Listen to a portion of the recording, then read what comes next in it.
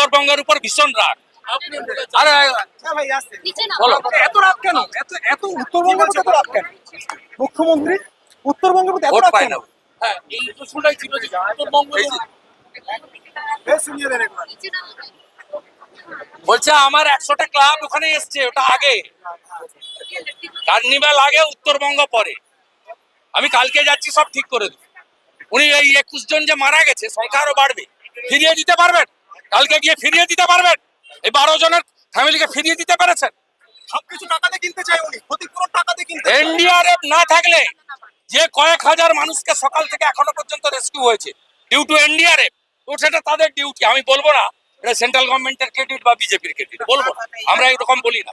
এখন মোর কোঅর্ডিনেশন দরকার NDRF SDRF, মোর coordination দরকার আইটিবিপি জওয়ান স্টেট পুলিশের সঙ্গে, মোর কোঅর্ডিনেশন দরকার আর্মির সঙ্গে সিভিল অ্যাডমিনিস্ট্রেশনের।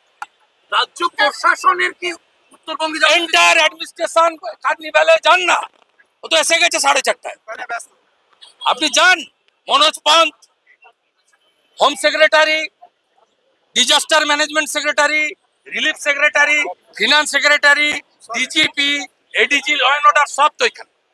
যান ওখানে। প্রশাসনের কি উত্তরবঙ্গ থাকা উচিত ছিল?